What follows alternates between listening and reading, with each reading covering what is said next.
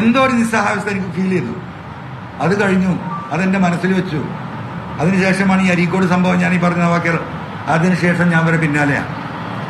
അപ്പം അതിനുശേഷം ഉണ്ടായി. അപ്പം എനിക്ക് മനസ്സിലായത് എന്താ, കാട്ടുകള്ളൻ ഈ പൊളിറ്റിക്കൽ സെക്രട്ടറി ഈ പറയുന്ന ശശി തന്നെയാണ് ഈ മനുഷ്യനെ വികൃതമാക്കുന്നത്. കേരളത്തിൽ പോലീസുമായി ബന്ധപ്പെട്ട ഒരു വിഷയങ്ങളും ബഹുമാനപ്പെട്ട CM-മായി ചർച്ച ചെയ്യുന്നില്ല ഞാൻ മനസ്സിലാക്കുകയാണ്. ഇവിടെ നടക്കുന്ന പോലീസിൽ നടക്കുന്ന അഴിമതിയും ഈ അരാജകത്വവും അനവധി തവണ പറഞ്ഞിട്ടും ഒരനക്കവുമില്ല. അപ്പം ഈ കാട്ടുകള്ളനെ അവിടുന്ന് താഴെ ഇറക്കണമെന്ന് ഞാൻ അന്ന് ദൃഢപ്രതിജ്ഞ ചെയ്തതാണ്.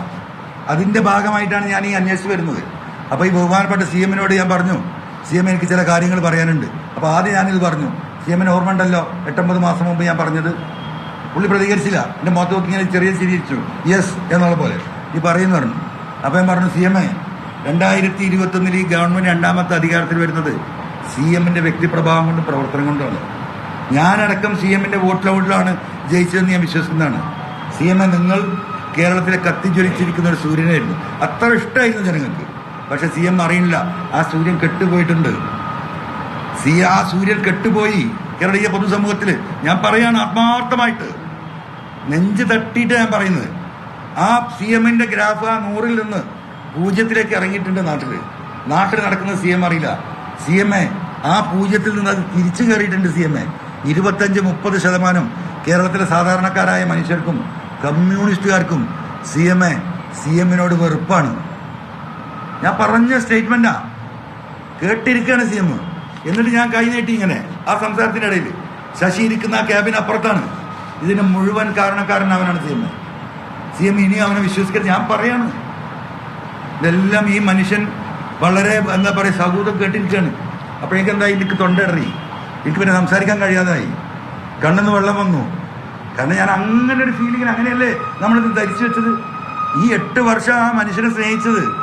അദ്ദേഹം ഒരു തികഞ്ഞ സെക്യുലറിസ്റ്റും ഏറ്റവും നല്ല ഒരു കമ്മ്യൂണിസ്റ്റും ഒരു അഴിമതിയും തൊട്ട് തീണ്ടാത്തൊരു മനുഷ്യനുമാണ് എന്ന ഉറച്ച വിശ്വാസത്തെ എൻ്റെ പിതാവിനെ പോലെ ഞാൻ സ്നേഹിച്ചൊരു മനുഷ്യനാണ്.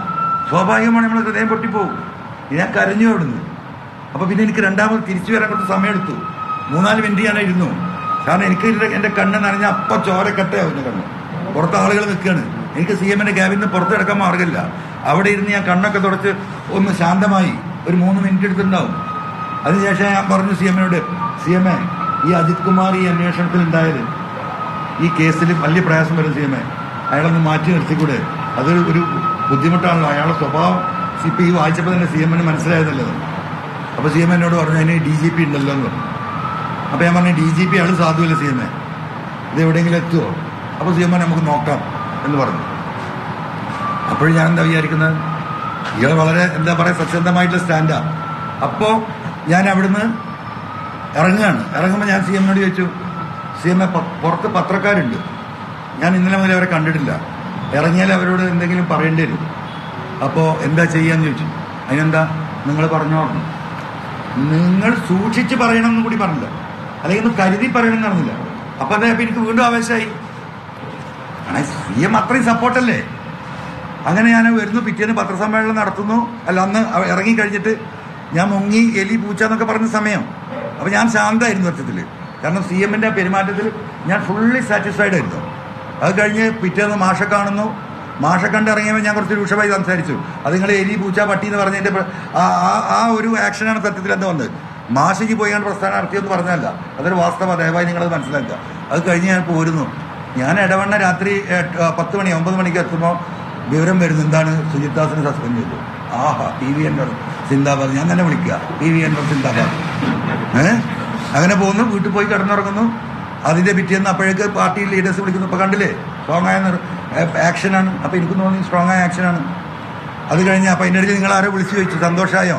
നമ്മൾ സന്തോഷമായിട്ടില്ല, ആശ്വാസമായി എന്ന് പറഞ്ഞു. എനിക്ക് അപ്പോഴും സന്തോഷമായിട്ടില്ല. എനിക്ക് എന്തോ ഒരു സാധനം അപ്പോഴും ഇവിടെ ഇങ്ങനെ കിടന്നിട്ട് മാന്തുന്നുണ്ട്. എനിക്കത് മനസ്സിലാവണം എന്താണ്. അത് കഴിഞ്ഞ് 2-ാമത്തെ ദിവസം എന്തായി, ഈ ശശിധരൻ മലപ്പുറം SP മാറ്റുന്നു, 3-4 DSP മാറ്റുന്നു. ഈ PV അൻവറിന്റെ ശേഷി കേരളത്തിലെ പോലീസ് ഭരിക്കുന്നത് PV അൻവർ സിന്ദാബാദ് ഇതാണ് ഇവിടെ പറഞ്ഞിരുന്നത്. അപ്പോഴും എനിക്കിത് ഉള്ളിൽ തട്ടണില്ല. എനിക്ക് സംവെയർ ഈസ് റോങ്. അപ്പോൾ ഞാനിങ്ങനെ ഒബ്സർവ് ചെയ്യാം. അപ്പോഴേക്ക് ഞാൻ തിരുവനന്തപുരത്ത് എത്തുമ്പോഴേക്ക് എന്തുവാന്ന് IG വരുന്നു. 9 മണിക്കൂർ മൊഴിയെടുക്കുന്നു, വിശാലമായി കാര്യങ്ങൾ കേൾക്കുന്നു, ഇതെല്ലാം നടക്കുന്നു. ഈ പറഞ്ഞ പോലെ ഈ 3 ആക്ഷൻ നടക്കുന്നു, ഡിവൈഎസ്പിയെ മാറ്റുന്നു, അതിനിടയിൽ എനിക്ക് ഫോൺ വരുന്നു, മലപ്പുറത്തെ SP-ന്റെ ഏതെങ്കിലും പേരുണ്ടെങ്കിൽ പറയണം. എന്തോ പടച്ചോന്റെ ഇതിന് എനിക്ക് തോന്നി ഒരു പേര് പറയണ്ടെന്ന്. ഞാൻ പറഞ്ഞു അത് നല്ല ആരെങ്കിലും വെച്ചോന്നാണ്.